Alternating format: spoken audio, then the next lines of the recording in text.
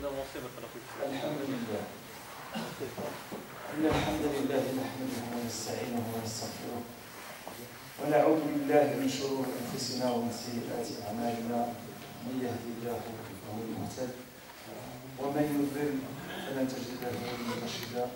وأشهد أن لا إله إلا الله وحده لا شريك له وأشهد أن محمدا عبده ورسوله وصفيه من خلقه وحبيبه صلى الله عليه وسلم وعلى آله وصحبه ومن تبعهم بإحسان إلى يوم الدين.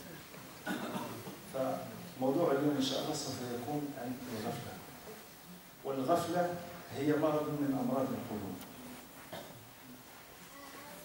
كثير من الناس يعيش غفلة في حياته، غافل عن الله سبحانه وتعالى، غافل عن لقاء الله، غافل عن اليوم الذي سوف يقف أمام الله سبحانه وتعالى. يقول الحق سبحانه وتعالى بعد أعوذ بالله من الشيطان الرجيم: لقد كنت في غفلة من هذا فكشفنا عنك غطاءك فبصرك اليوم حديد. كثير من الناس يظن أنه لن يموت أو سيخلد حتى يأتيه ملك الموت، فالله سبحانه وتعالى يكشف عنه غطاء الدنيا فيرى إما ملائكة الرحمة أو ملائكة العذاب. أجرنا الله وإياكم من ملائكة العذاب. هل يستطيع أن يرجع إلى الدنيا؟ أبدا، مستحيل. طوي كتابه، فإما أن يكون من أهل الجنة أو من أهل النار، كما قال عليه الصلاة والسلام: من مات قامت قيامته. ما هي أسباب الغفلة؟ هي حب الدنيا. قال عليه الصلاة والسلام: من جعل الدنيا همه شتت الله شمله. اسمعوا لهذا الحديث: وجعل الفقر بين عينيه. أغلب الناس همهم في هذه الحياة الدنيا هو الدنيا. قال عيسى عليه السلام: الدنيا قنطرة فاعبروها ولا تعبروها. كثير من الناس اليوم فضلوا عمارة هذه الحياة الدنيا، والدنيا لا تساوي عند الله جناح بعوضة، ولو كانت كذلك ما سقى فيها الكافر شربة ماء، ولكن لهوانها على الله يعطيها للكافر والمؤمن. Alors comme je disais, aujourd'hui, Inch'Allah, on va parler d'un sujet qui est très très important dans la vie de chacun d'entre nous. Même c'est le plus important. C'est l'insouciance. Parce que l'insouciance, c'est la pire maladie qui peut atteindre chacun d'entre nous. Pourquoi? Parce que la mort, elle te coupe d'Allah subhanahu wa ta'ala, de la vie de ce monde, mais l'insouciance, elle te coupe d'Allah subhanahu wa ta'ala. L'insouciance, c'est l'une des maladies les plus graves du cœur. Pourquoi? Parce que tu oublies la mission pour laquelle Allah subhanahu wa ta'ala t'a mis sur terre.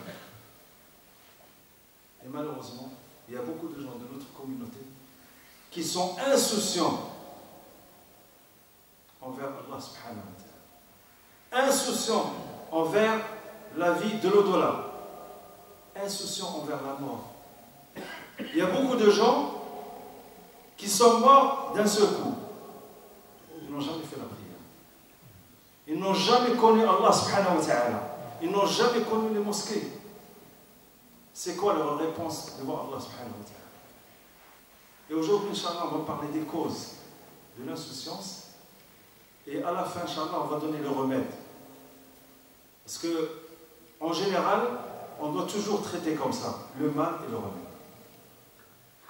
Et chacun d'entre nous qui est présent aujourd'hui doit mettre en pratique ce qu'on est en train de dire. On n'est pas là juste pour écouter et rentrer chez nous. Et ce qui me fait mal, on est, alhamdoulilah, nombreux, et sont nos enfants. Ça, c'est une question que j'ai envie de poser à chacun de nous. Ils sont où nos enfants?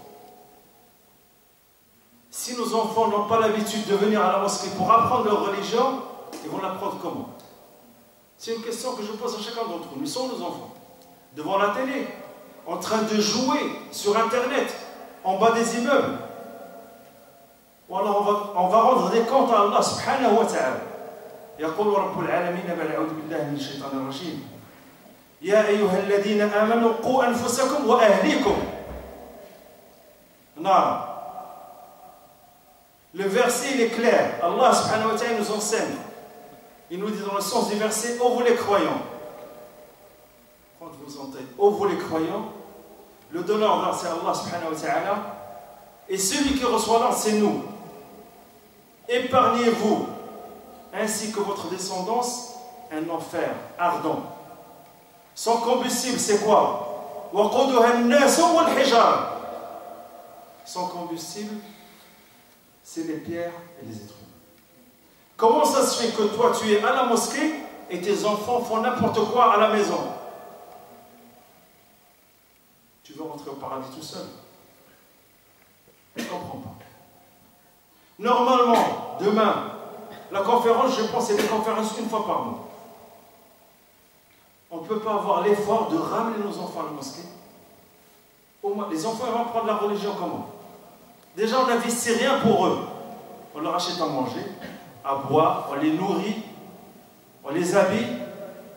Tout ce qui est matériel. Mais malheureusement, on oublie le spirituel. Ton fils demain, s'il ne connaît pas Allah subhanahu wa ta'ala, tu décèdes, il ne va pas invoquer Allah pour toi. Comment tu veux que ton fils invoque Allah pour toi alors qu'il ne connaît pas sa religion? Qu'est-ce qu'on a investi pour nos enfants? Et le plus grave, c'est que devant Allah, qu'est-ce qu'on va dire? Alors, comme je disais, la première cause de l'insouciance, c'est l'amour de la vie de ce bas monde. Le prophète Mohammed sallallahu alayhi wa sallam nous enseigne dans un hadith: celui qui fait en sorte pour que la vie de ce bas monde soit son but, là il disperse son cœur. Il est toujours dans les problèmes. Pourquoi? Parce qu'il est loin du chemin d'Allah subhanahu wa ta'ala. Et il met la pauvreté entre ses yeux. Quand Allah met la pauvreté entre ses yeux, qu'est-ce qui se passe? Tu te hâtes à chercher la vie de ce bas monde. Mais jamais tu pourras l'attraper. C'est impossible. Et celui qui fait en sorte pour que la vie de l'au-delà soit son but, là, il rassemble son cœur. Et fait en sorte pour que la vie de ce bas monde vienne vers lui sans qu'il la demande. Et soyez sûr et certain que celui que son souci, c'est la vie de ce bas monde, il perd les deux. Il perd la vie de ce bas monde et il perd l'au-delà. Et celui que, alhamdoulilah, son souci, c'est la vie de l'au-delà, il gagne les deux. Il gagne la vie d'ici-bas et la vie de l'au-delà. Isa alayhi salam, il a dit une très belle parole. La vie de ce bas monde, c'est comme un pont. Traversez-le, ne vous y installez pas. Malheureusement, il y a beaucoup de gens qui se sont installés dans ce pont-là. Est-ce qu'on a vu quelqu'un construire une maison dans un pont? Il n'y a pas. قال عليه الصلاة والسلام كن في هذه الحياة كغريب أو عابر سبيل. Soit dans la vie de ce bas monde comme un voyageur ou un étranger. Le voyageur, son souci c'est quoi? C'est de revenir chez lui. Notre pays d'origine c'est le paradis, c'est pas la vie de ce bas monde. Et celui qui pense qu'il va être récompensé ici, il s'est trompé de chemin. La récompense c'est là-bas, c'est pas ici. Ici, on est en train d'œuvrer pour gagner le paradis. Mais malheureusement, il y a beaucoup de gens qui n'ont pas compris ça. Ils se hâtent pour la vie de ce bas monde. Quand tu l'appelles pour le delà, il te tourne le dos. Même il est absent. Comment on va faire? La deuxième cause de l'insouciance, c'est l'oubli de l'au-delà. أن يعيش الإنسان وهو لا يفكر أنه سيلقى الله سبحانه وتعالى في يوم من الأيام. يقول رب العالمين بعد أعوذ بالله من الشيطان الرجيم: ومن أراد الآخرة وسعى لها سعيها وهو مؤمن فأولئك كان سعيهم مشكورا. Celui qui désire la vie de l'au-delà et qui a œuvré, il ne suffit pas juste de désirer, il faut œuvrer. Ceux-là, leurs œuvres seront récompensées. C'est quoi la récompense? C'est le paradis. La plupart des gens souhaitent avoir le paradis, mais ils n'œuvrent pas. Allah subhanahu wa ta'ala, à chaque verset quand il nous parle, il nous dit Alladina amanu wa amilu salihat. Ceux qui ont cru et qui ont œuvré, qui ont fait des bonnes actions. يقول الله سبحانه وتعالى أعوذ بالله من الشيطان الرجيم وهذه آية مباركة إنا أخلصناهم بخالصة ذكر الدار. الله سبحانه وتعالى أخلص لجميع أنبيائه ورسله ذكر الدار الآخرة. لماذا؟ لكي يستعدوا لها. فذكر الدار لا تغيب عن مخيلتهم. من هم؟ الأنبياء والرسل، وهم قدوة لنا. Allah subhanahu wa ta'ala, dans le sens du verset, il a choisi à tous les prophètes d'évoquer l'au-delà. Pourquoi? Pour s'y préparer. Parce que celui qui ne pense pas qu'un jour il va mourir, celui qui ne pense pas qu'un jour il va être ressuscité, un jour il va être devant Allah subhanahu wa ta'ala, il va lui demander des comptes, il ne pourra pas se préparer. أفحسبتم أنما خلقناكم عبثا وأنكم إلينا لا ترجعون. Est-ce que vous pensez que Allah vous a créé en vain et que votre retour n'est pas vers Allah subhanahu wa ta'ala? C'est ça la question qu'il faut que chacun d'entre nous se pose. Qu'est-ce que je fais de ma vie? Est-ce que vous pensez que Allah nous a mis sur terre, on va mourir et c'est bon? Allah, il nous a mis sur terre pour une mission bien précise. C'est l'adoration d'Allah. وَمَا خَلَقْتُ الْجِنَّ وَالْإِنسَ إِلَّا لِيَعْبُدُونَ. والعبادة في هذه الآية ليست الصلاة كما يظن كثير من الناس. العبادة وهي معرفة الله سبحانه وتعالى. إذا عرفت الله سبحانه وتعالى أحببته، وإذا أحببته ذكرته، وإذا ذكرته غفر لك، وإذا غفر لك رحمك، وإذا رحمك أدخلك الجنة. Alors comme je disais, Allah subhanahu wa ta'ala, il dit dans le sens du verset, je n'ai créé les djinns et les hommes que pour m'adorer. Il y a beaucoup de gens qui pensent que l'adoration dans ce verset, c'est la prière. C'est faux.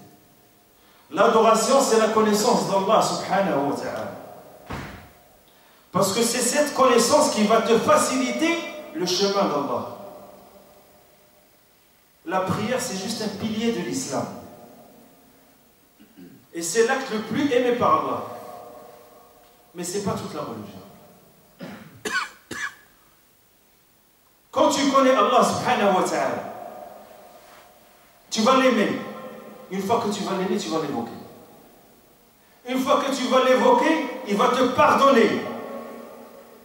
Et une fois qu'il te pardonne, il va te donner sa miséricorde. Et une fois qu'il te donne sa miséricorde, il va te rentrer au paradis. Suite au hadith que notre prophète nous relate, لن يدخل أحدكم الجنة عمله إلا أن يتغمده الله برحمته. Personne ne va rentrer au paradis sauf par la miséricorde d'Allah. Et la miséricorde d'Allah, Allah il ne la donne pas n'importe qui. Allah il la donne aux gens qui la méritent. Parce que des fois des gens ils me disent oui, mais Inch'Allah on va rentrer par la miséricorde. Il faut la mériter la miséricorde d'Allah. Et cette miséricorde ne peut être acquise que par la connaissance d'Allah subhanahu wa ta'ala. La troisième des choses, c'est l'oubli d'Allah. La troisième cause de l'insouciance, c'est vivre dans l'oubli d'Allah. يقول رب العالمين بعد أعوذ بالله من الشيطان الرجيم ولا تكونوا كالذين نسوا الله فأنساهم أنفسهم. حين تنسى الله الله ينسيك هدف وجودك في هذه الحياة الدنيا وهي عبادته. Quand tu oublies Allah subhanahu wa ta'ala, Allah il te fait oublier le secret de ton existence sur terre, qui est l'adoration d'Allah subhanahu wa ta'ala. Vous savez pourquoi on oublie Allah subhanahu wa ta'ala? Parce que la plupart des gens ne connaissent pas en réalité la puissance d'Allah subhanahu wa ta'ala. La plupart des gens ne connaissent pas la perfection d'Allah. La plupart des gens ne connaissent pas la grandeur d'Allah. Le jour où tu connaîtras la puissance d'Allah, tu reconnaîtras ta faiblesse. Quand tu reconnaîtras la perfection de Dieu, tu reconnaîtras ta propre imperfection. Comment ça se fait que Allah t'a donné la vie? C'est qui peut te donner la vie? Est-ce qu'il y a quelqu'un qui peut te donner la vie autre que Allah subhanahu wa ta'ala? Personne. Comment ça se fait qu'on désobéit à Allah subhanahu wa ta'ala régulièrement? Et le plus grave, c'est pas ça, c'est qu'on ne demande jamais pardon à Allah subhanahu wa ta'ala. Et c'est rare qu'on se repent auprès d'Allah subhanahu wa ta'ala. Allah subhanahu wa ta'ala, il nous a créés, il nous a donné tous les bienfaits. Et c'est quoi notre récompense envers lui? On lui désobéit. وآتاكم من كل ما سألتموه وإن تعدوا نعمة الله لا تحصوها. Allah il vous a soumis tout ce que vous lui avez demandé. Et si vous comptez les bienfaits d'Allah, vous ne saurez les éliminer. La plupart des gens pensent que Allah subhanahu wa ta'ala nous a mis sur terre, on fait ce qu'on veut et c'est bon. Je vais vous donner un exemple sur l'insouciance. L'insouciance, on a pris une personne, on l'a endormi et on l'a mis dans un train. On lui a mis tout ce qu'il faut dans ce train. Le train, il roule. On aura deux cas de figure. La personne elle se réveille, elle profite des biens qu'il y a dans le train et ne se pose aucune question. Ça, c'est les insouciants. Celui qui a la raison, il se réveille dans le train. La première question qu'il se pose, c'est qui m'a mis dans ce train? Le train, c'est l'univers. Pourquoi on m'a mis dans ce train? Est-ce que ce train il va s'arrêter ou non? C'est celui-là le plus intelligent. C'est qui nous a mis sur terre? C'est Allah subhanahu wa ta'ala. Pourquoi Allah il nous a mis sur terre? Pour l'adorer par le savoir et la connaissance, pas par l'ignorance. Est-ce que le train il va s'arrêter ou non? Quand le train il va s'arrêter, c'est la fin de ta vie. Ton livre sera fermé et tu vas pouvoir rendre compte à Allah subhanahu wa ta'ala par rapport à tout ce que tu as fait sur terre. Et chacun d'entre nous regarde ce qu'il a fait envers Allah subhanahu wa ta'ala. Maintenant, on va passer au remède. Le remède, il y a 3 versets, quand Inch'Allah donne une explication, qui parlent du remède de l'insouciance. يقول رب العالمين بعد أعوذ بالله من الشيطان الرجيم يا أيها الذين آمنوا اتقوا الله ولتنظر نفس ما قدمت لغد واتقوا الله إن الله خبير بما تعملون. في هذه الآية الله سبحانه وتعالى كرر اتقوا الله مرتين. يا أيها الذين آمنوا اتقوا الله ولتنظر نفس ما قدمت لغد.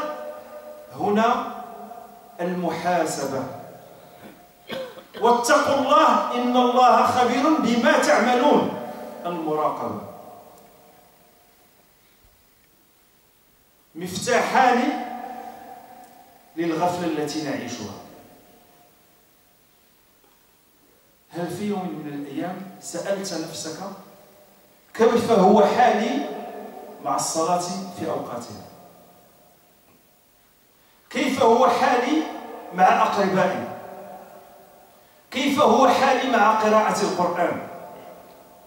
كيف هو حالي مع سنة رسول الله صلى الله عليه وسلم؟ كثير من الناس يقرؤون القرآن ولا يفقهون منه شيئا. فالقرآن أنزل على رسول الله صلى الله عليه وسلم ليعمل به. والقراءة وسيلة وليست غاية. ومع الأسف كثير من الناس اتخذوا القرآن، قراءة القرآن غاية.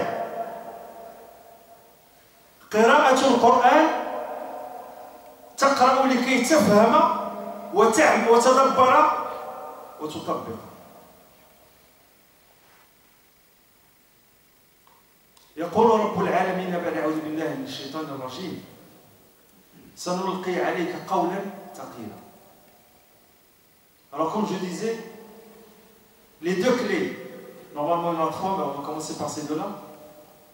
Pour combattre l'insouciance, c'est dans trois versets qui sont dans Sourate Al-Hajj. Allah subhanahu wa ta'ala nous enseigne dans le sens du verset: ô vous les croyants, craignez Allah. Et chaque âme, elle regarde ce qu'elle a préparé pour demain. Il faut se remettre en question régulièrement. C'est la première des clés. La deuxième des clés est craignez Allah, car Allah il est connaisseur de ce que vous faites. Il faut savoir que Allah subhanahu wa ta'ala est avec nous à n'importe quel moment. Et on a deux anges, un qui est à notre droite et l'autre qui est à notre gauche. Et celui qui est à la droite, il marque notre bonne action, et celui qui est à gauche, il marque nos mauvaises actions. La première clé, quel est notre état par rapport à la prière à l'heure? Chacun de nous doit se poser la question. Est-ce que je fais la prière à l'heure ou non? Si ce n'est pas le cas, pourquoi? Et je dois corriger mes défauts. Quel est mon état par rapport à la lecture du Coran? Malheureusement, il y a des gens qui lisent le Coran que du mois de Ramadan au mois de Ramadan. On dirait que Allah subhanahu wa ta'ala il a adoré que pendant le mois de Ramadan. C'est grave. Quand je lis le Coran, est-ce que je lis pour essayer de comprendre, de méditer et de mettre en pratique, ou je fais une simple lecture? Le Coran, ce n'est pas un livre qu'on lit ou c'est une histoire. Le Coran, c'est un livre sacré d'Allah subhanahu wa ta'ala. Le Coran est descendu sur le prophète sallallahu alayhi wa sallam pendant 23 ans. Pourquoi? Pour que le prophète sallallahu alayhi wa sallam enseigne à ses compagnons pour qu'ils puissent mettre en pratique. Nous aujourd'hui on lit le Coran et on passe à travers les versets importants. La lecture du Coran, c'est juste un moyen. Le but, c'est de le mettre en pratique. Ça fait combien d'années qu'on lit le Coran? Et chacun d'entre nous se pose la question. Combien d'années? 5, 10, 20, 30 ans? C'est quoi qui a changé en nous? Normalement, يقول رب العالمين بعد أعوذ بالله من الشيطان الرجيم إنما المؤمنون الذين إذا ذكر الله وجلت قلوبهم وإذا تليت عليهم آياته زادتهم إيمانا. Allah dit dans le sens du verset, les croyants sont ceux, quand le nom d'Allah est évoqué, leur cœur frissonne. Quand le nom d'Allah est évoqué, ya Abdallah, ton état il est comment? Et pourquoi le cœur il frissonne?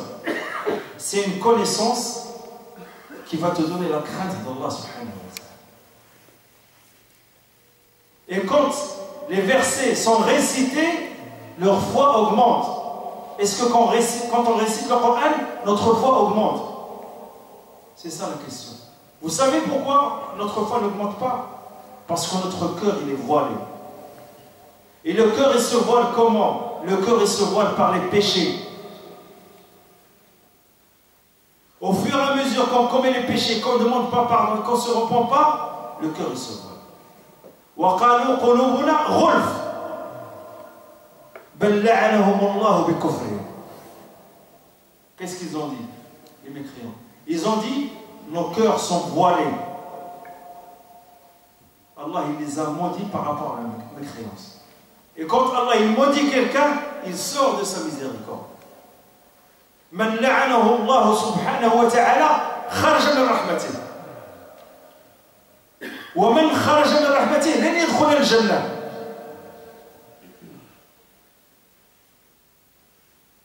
Alors j'invite tout le monde, Inch'Allah, de se corriger par rapport à sa lecture du Coran. Le Coran, ce n'est pas un simple livre. Quand je lis le Coran, je le lis avec méditation, avec compréhension, et j'essaie de mettre en pratique. Pourquoi? Parce que dans le Coran, c'est un miroir pour chacun d'entre nous. Quand tu lis le Coran, il y a les versets des croyants. Il y a les versets des hypocrites. Et dans le Coran, tu vois tes défauts. Et à ce moment-là, tu dois te corriger. Parce que le but, si je lis le Coran, il n'y a rien qui se passe, cette lecture, en réalité, reste juste une lecture. Et le but, c'est pas ça.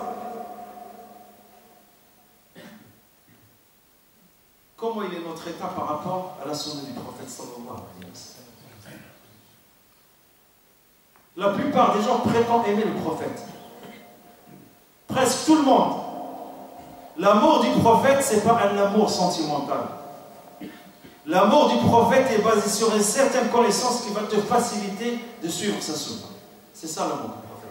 Qu'est-ce qu'on connaît de la vie du prophète sallallahu alayhi wa sallam? Chacun de nous doit se poser cette question. Un jour, j'étais dans une conférence, dans une autre mosquée. J'ai posé des questions à des jeunes, juste les enfants du prophète sallallahu alayhi wa sallam. Personne n'a pu répondre. Comment on aime le prophète? On aime le prophète dans l'ignorance. C'est impossible. Chacun de nous doit connaître la vie du prophète sallallahu alayhi wa sallam, de A à Z. Pourquoi? Parce que la vie du prophète sallallahu alayhi wa sallam, il va te faciliter la compréhension de la religion.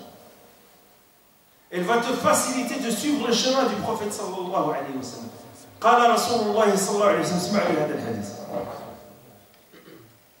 كلكم تدخلون الجنة إلا من أبى فقال الصحابة ومن يأبى يا رسول الله قال عليه الصلاة والسلام من أطاعني دخل الجنة ومن عصاني فقد أبى كيف تطيع رسول الله وأنت لا تفقه من سنته شيئا؟ هذا هو السؤال. Il y a un hadith du prophète sallallahu alayhi wa sallam qui est dans le sens du hadith. Tout le monde rentrera au paradis, sauf celui qui ne veut pas. Quand on lui dit à Rasulullah, c'est qui ne veut pas rentrer au paradis?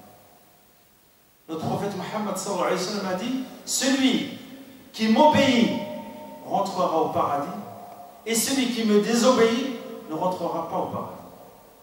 Maintenant, la question qui se pose, qu'est-ce qu'on connaît de la sunna du prophète sallallahu alayhi wa sallam? C'est ça la question. Combien de hadiths on lit par jour du prophète Muhammad sallallahu alayhi wa sallam? Il y a des gens qui n'ont jamais lu un hadith du prophète sallallahu alayhi wa sallam. Il y en a. Il y a des gens qui me disent, moi je lis le Coran, mais je ne lis pas les hadiths du prophète sallallahu alayhi wa sallam. Comment tu prétends aimer le prophète sallallahu alayhi wa sallam? Comment tu peux connaître sa sunna? Normalement, chacun d'entre nous doit lire un hadith par jour avec ses enfants. On s'assoit un quart d'heure par jour, après les devoirs, chacun lit un hadith. Toi, tes enfants et ta femme. C'est comme ça qu'on peut apprendre la religion. C'est comme ça qu'on peut revenir vers Allah subhanahu wa ta'ala. C'est comme ça qu'on peut éduquer nos enfants. Malheureusement, la plupart des gens pensent qu'il y a une révélation qui va descendre sur leurs enfants. Ils vont suivre le chemin comme ça. Le chemin d'Allah nécessite une connaissance, nécessite un savoir. On ne peut pas adorer Allah subhanahu wa ta'ala dans l'ignorance.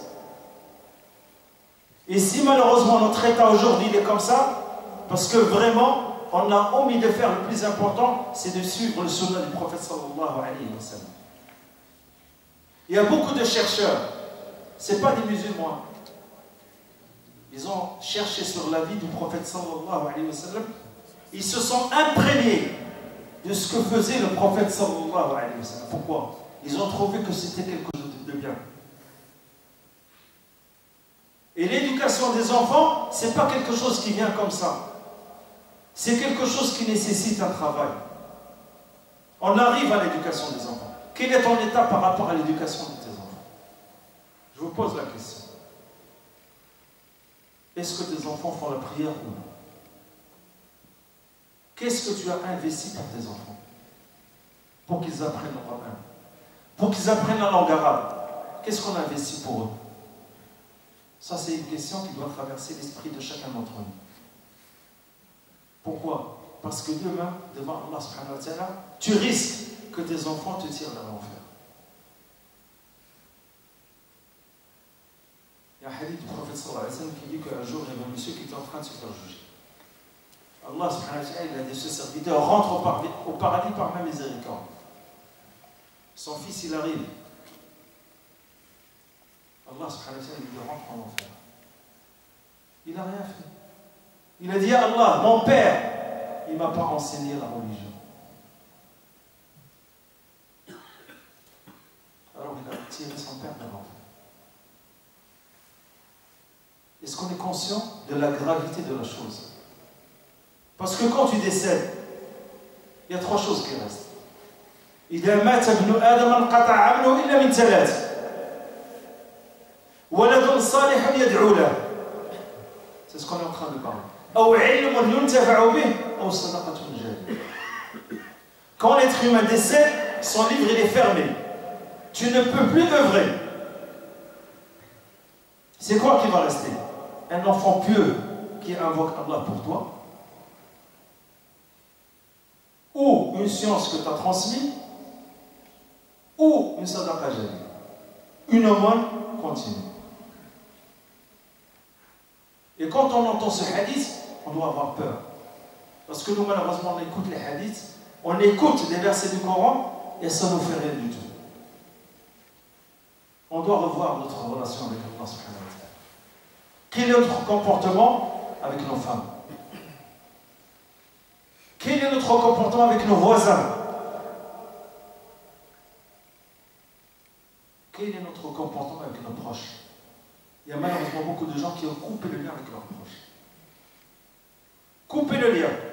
C'est des frères, ils ne se voient pas. Le père, il a coupé le lien avec son fils. Le cousin, il a coupé le lien avec son cousin. قال رسول الله صلى الله عليه وسلم لا يدخل الجنة قاطع رحم. Notre prophète Mohammed sallallahu alayhi wa sallam, dans le sens des hadiths, ne rentrera pas au paradis celui qui a coupé ou qui a rompu le lien familial.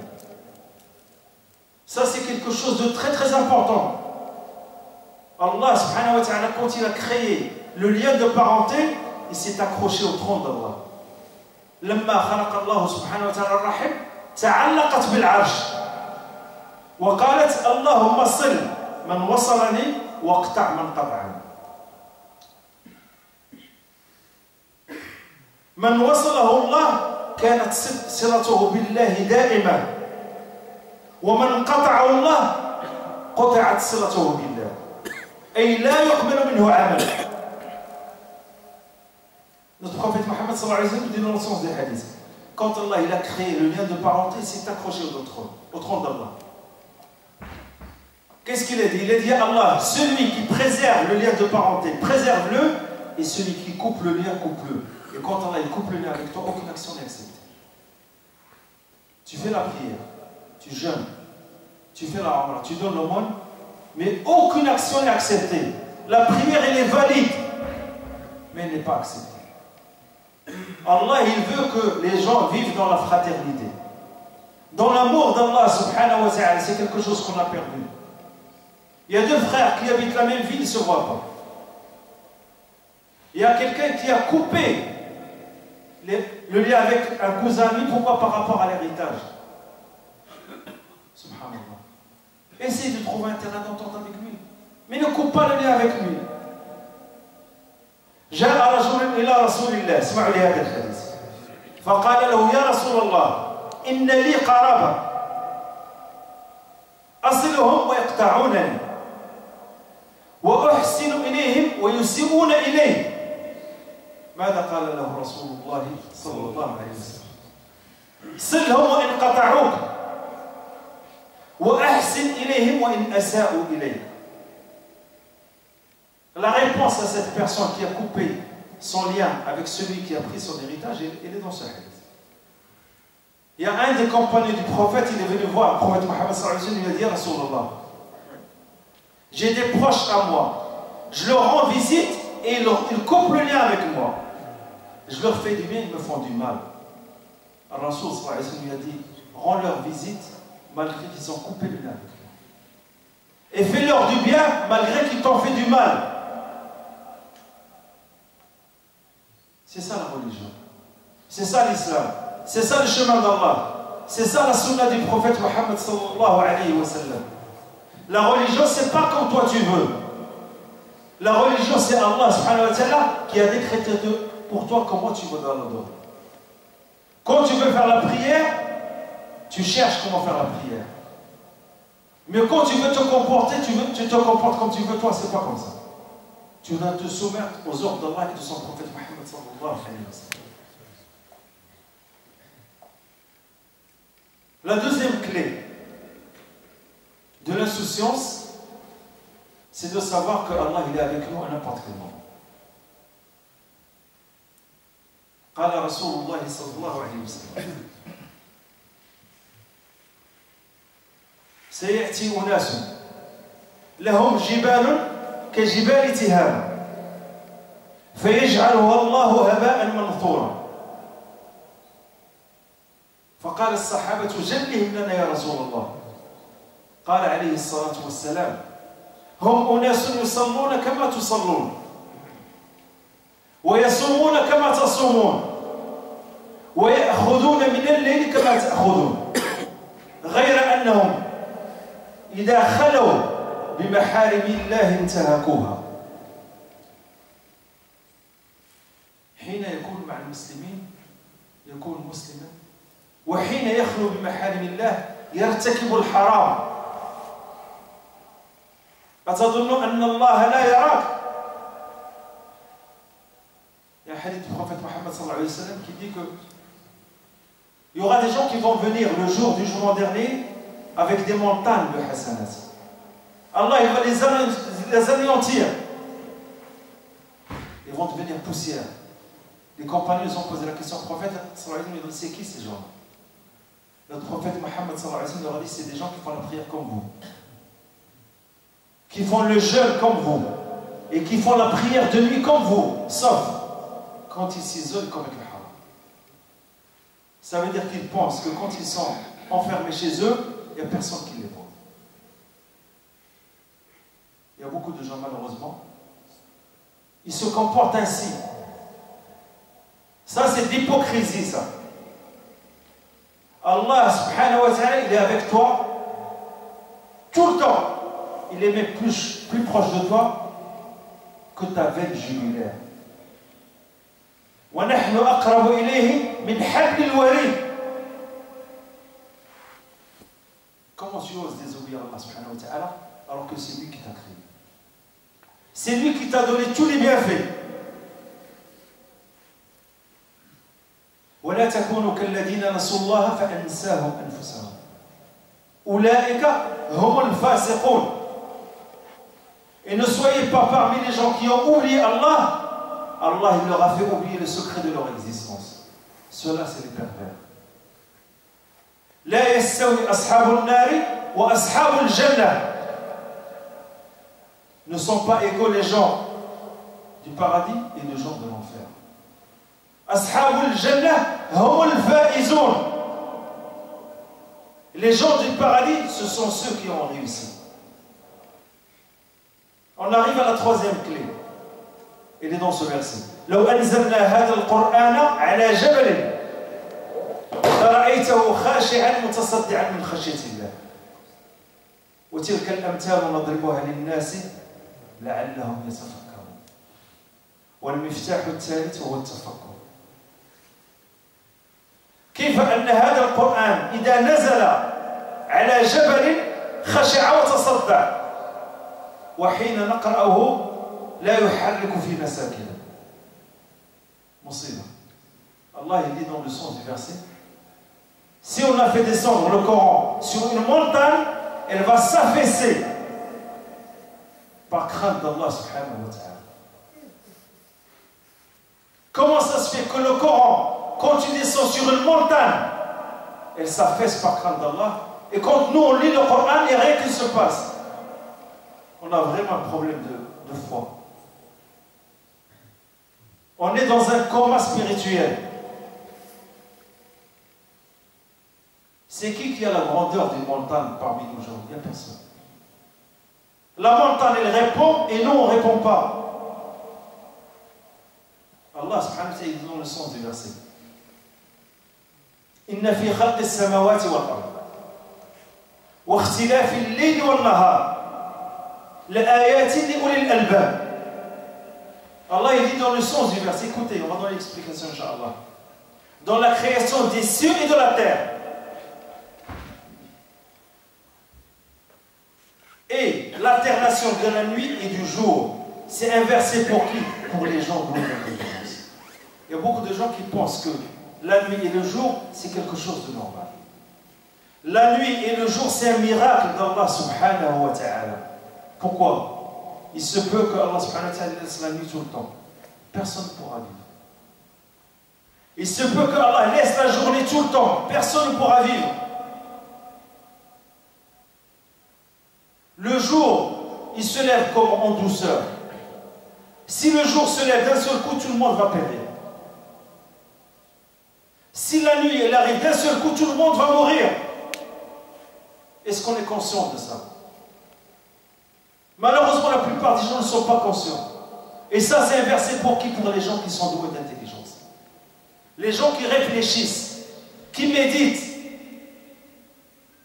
et qui pensent que Allah il n'a pas mis sur terre comme ça. Allah il t'a pas mis sur terre comme ça. Allah il m'a mis pour une mission. Et cette mission, je dois l'accomplir comme il se doit. Juste une chose, le ciel. Est-ce qu'il y a quelque chose qui tient le ciel? L'air qu'on respire, c'est qui le gère? C'est Allah subhanahu wa ta'ala. Est-ce qu'il y a une société qui gère l'air qu'on respire? Personne.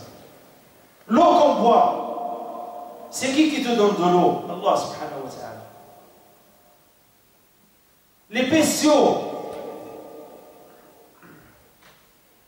toute la nourriture, elle émane de Dieu. يقول رب العالمين بعد أعوذ بالله من الشيطان الرجيم. Ça c'est un verset qui doit nous faire réfléchir. ولقد ذرأنا لجهنم كثيرا من الجن والإنس لهم قلوب لا يفقهون بها ولهم أعين لا يبصرون بها ولهم آذان لا يسمعون بها أولئك كالأنعام بل هم أضل أولئك هم الغافلون. Allah il dit dans le sens du verset, et ce verset doit nous faire peur. On doit le méditer. On a destiné à l'enfer beaucoup de djinns et d'hommes. Pourquoi? Ils ont des cœurs, mais ne comprennent pas. Ils ont des yeux, mais ne voient pas. Ils ont des oreilles, mais n'entendent pas. Vous savez pourquoi? Parce que quand le cœur il se voile, l'œil ne peut pas voir. Elle voit quoi? Que ce que Allah subhanahu wa ta'ala a interdit. Il voit les mauvaises choses. Il n'écoute que le haram. Quand ton cœur est voilé, tu vas commettre que des péchés. Allah il dit après dans la suite du hadith, ils sont comme les bestiaux, mais plus. C'est ceux-là, les insouciants. Regardez la gravité de l'insouciance. Car l'insouciance, elle peut t'emmener à l'enfer. Est-ce qu'on est conscient ou non? En réalité, l'ignorance mène à l'insouciance. L'insouciance mène à l'indifférence. L'indifférence mène à l'inconscience. Et l'inconscience mène à la mécréance. On doit faire très très attention. Allah subhanahu wa ta'ala, avec tous les bienfaits qu'il nous a donnés, est-ce qu'on peut lui rendre ce qu'il nous a donné? On ne peut pas. Donc, nous en tant que croyants, on doit se considérer toujours faible. On doit faire le maximum de bonnes actions. Et se hâter vers Allah subhanahu wa ta'ala pour lui demander pardon régulièrement. Et de se repentir. Notre prophète Muhammad sallallahu alayhi wa sallam, il dit dans le sens du hadith, قال عليه الصلاة والسلام يا أيها الناس اسمعوا لهذا الحديث توبوا إلى الله واستغفروه. C'est le prophète qui parle. فإني أتوب إلى الله وأستغفره 100 مرة في اليوم. إذا كان رسول الله صلى الله عليه وسلم يستغفر الله ويتوب إليه 100 مرة في اليوم، كم سنتوب اليوم ونحن كم نستغفر الله سبحانه؟ كم؟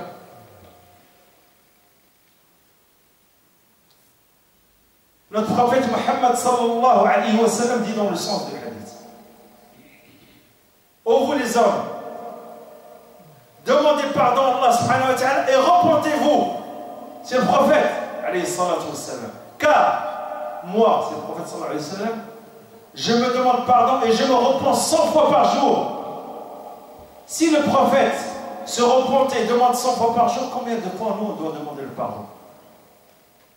Combien de fois on doit se repentir? Et la question qui se pose, pourquoi le prophète demandait 100 fois par jour et se repentait auprès d'Allah subhanahu wa ta'ala? Pourquoi? Vous savez pourquoi? Parce qu'il était plus connaisseur envers Allah que nous. Plus tu connais Allah, plus tu vas demander pardon et te repentir.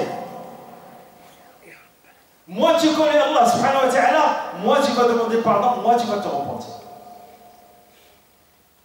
C'est quand la dernière fois que tu as demandé pardon? C'est quand la dernière fois que tu t'es repenti auprès d'Allah subhanahu wa ta'ala? C'est ça la question. Quand tu demandes pardon, tu te repens, tu reconnais tes défauts auprès d'Allah. Tu reconnais que tu es défaillant vis-à-vis d'Allah. Et quand tu demandes pardon, tu te repens. Si jamais tu décèdes, Allah subhanahu wa ta'ala te compte parmi les gens qui se sont repentis. Malheureusement, et c'est une réalité, il y a beaucoup de gens qui évoquent Allah rarement. Ils font la prière à la mosquée et le reste de leur temps ils parlent que dunya. Que dunya. C'est rare qu'ils évoquent Allah. Vous savez c'est qui évoquent Allah rarement? C'est les hypocrites. وَلَا يَذْكُرُونَ اللَّهَ إِلَّا قَلِيلًا. Notre prophète Mohammed sallallahu alayhi wa sallam, il y a un hadith du prophète sallallahu alayhi wa sallam, Allah subhanahu wa ta'ala dit dans le sens du verset, excusez-moi, et ils évoquent Allah que rarement. C'est qui? C'est les hypocrites. قال عليه الصلاة والسلام من أكثر ذكر الله برئ من النفاق. Celui qui évoque Allah régulièrement, Allah épargne son cœur de l'hypocrisie. On a le temps pour évoquer Allah, mais c'est rare qu'on le fait. Pourquoi? Parce que dans notre cœur, il n'y a pas l'amour d'Allah subhanahu wa ta'ala réel. Et on doit travailler ce cœur. Car le cœur, c'est le moteur du corps. Et Allah, il regarde quoi? Il ne regarde pas vos corps. Il ne regarde pas vos visages. Il regarde vos cœurs. يقول رب العالمين بل أعوذ بالله من الشيطان الرجيم يوم لا ينفع مال ولا بنون إلا من أتى الله بقلب سليم. Allah il dit dans le sens du verset, le jour où ni les biens ni les enfants ne seront d'aucune utilité, sauf celui qui est venu vers Allah subhanahu wa ta'ala avec un cœur saint. Et pour avoir un cœur saint, on doit le purifier. Et la première des choses à faire pour pouvoir purifier ton corps, c'est de l'évoquer. Évoquer Allah subhanahu wa ta'ala. Vous savez pourquoi? Dans le Coran, il y a 268 versets qui parlent de l'évocation d'Allah subhanahu wa ta'ala. 268. Et il y a 48 versets qui nous ordonnent d'évoquer Allah. Ya ayyuhalladhina amanu اذكروا الله ذكرا كثيرا وسبحوه بكرة وأصيلا هو الذي يصلي عليكم وملائكته ليخرجكم من الظلمات إلى النور. Allah il dit dans le sens du verset, ô vous les croyants, évoquez Allah subhanahu wa ta'ala en abondance. En l'évoquant avant le lever et le coucher du soleil. Pourquoi? Vous savez pourquoi? Parce qu'il y a un secret dans ce verset. avant le lever du soleil, parce qu'il se peut que Allah subhanahu wa ta'ala laisse tout le temps la nuit. Et avant le coucher, parce qu'il se peut que Allah subhanahu wa ta'ala laisse tout le temps la journée.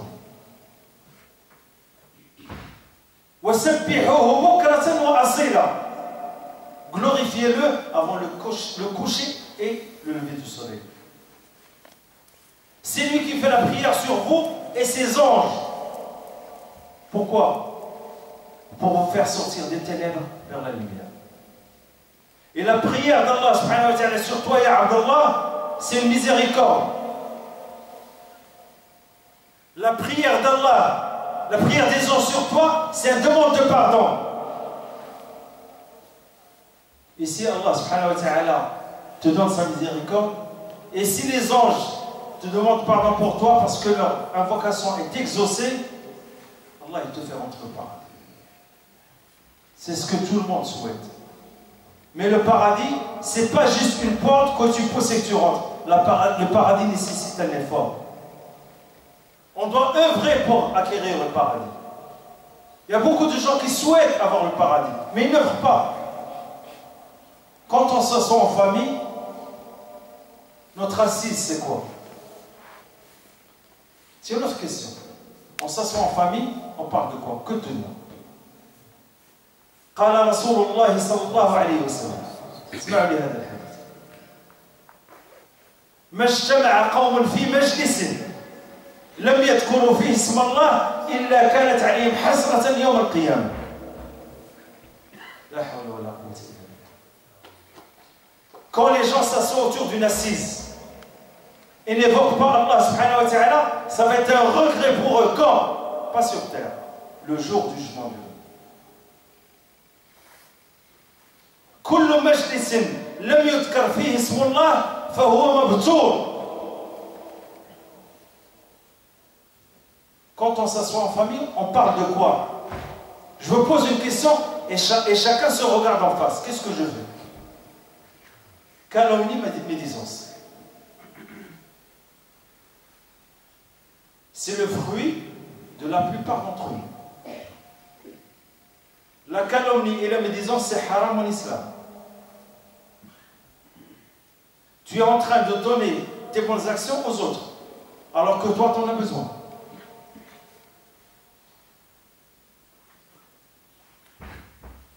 Notre problème aujourd'hui, c'est que on s'est occupé des défauts des autres, on a oublié nos propres défauts.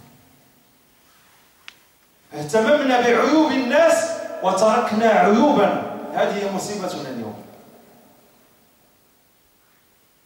Regarde tes défauts. Travaille les corriger. Essaie de conseiller si tu peux dans le bien. Essaie de transmettre le message d'Allah subhanahu wa ta'ala et de son prophète sallallahu alayhi wa sallam.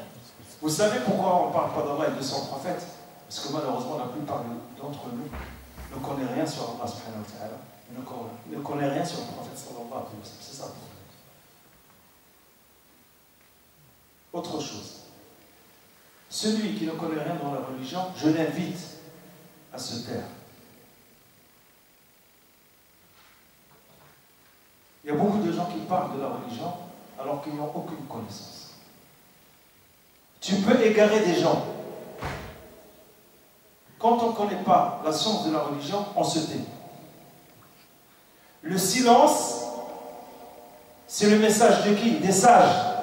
Abu Bakr as-Siddiq, radiyallahu anhu wa ardah, c'est le premier calife de l'islam. Qu'est-ce qu'il faisait? Il mettait des pierres dans sa bouche, pourquoi? Pour ne pas parler. Quand on lui a posé la question, il a dit: ma langue c'est comme un lion. Si jamais tu le lâches, il va te dévorer. On doit faire très très attention à notre langue. Parce que cette langue, elle peut t'emmener en enfer. Un mot, il peut te faire descendre 70 ans en enfer. Un mot.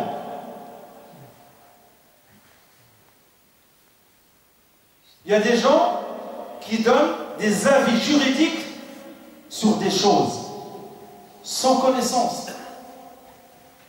قال رسول الله صلى الله عليه وسلم أجرأكم على الفتوى أجرأكم على النار.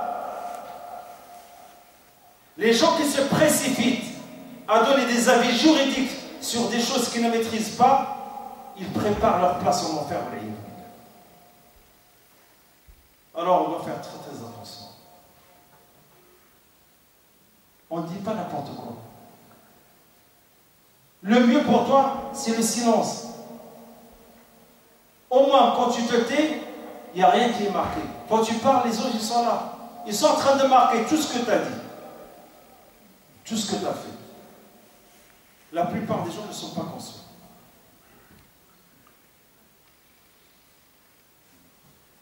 أسأل من الله سبحانه وتعالى أن يجعل هذا العمل بوجه خالصا وجهه وأن يتقبل منا إن شاء الله. اللهم اجعلنا من الذين يسمعون القول فيتبعون أحسنه. اللهم اهدنا فيمن هديت وعافنا فيمن عافيت وتولنا فيمن توليت وبارك لنا فيما أعطيت وقنا سوء وشر ما قضيت إنك تقضي الحق ولا يقضى عليك إنه لا يذل من وليت ولا يعز من عاديت تباركت ربنا وتعاليت. اللهم اقسم لنا من خشيتك ما تحول به بيننا وبين معاصيك ومن طاعتك ما تبلغنا به جنتك ومن اليقين ما تهون به علينا مصائب الدنيا ومتعنا اللهم بأسماعنا وأبصارنا وقواتنا أبدا ما أحييتنا واجعله الوارث منا واجعل ثأرنا على من ظلمنا وانصرنا على من عادانا ولا تجعل مصيبتنا في ديننا ولا تجعل الدنيا أكبر همنا ولا مبلغ علمنا ولا إلى النار مصيرنا. ونصلي ونسلم على خيرة خلقك سيدنا محمد وعلى آله وصحبه أجمعين. سبحان ربك رب العزة عما يصفون وسلام على المرسلين والحمد لله رب العالمين وبارك الله فيكم. السلام عليكم ورحمة الله.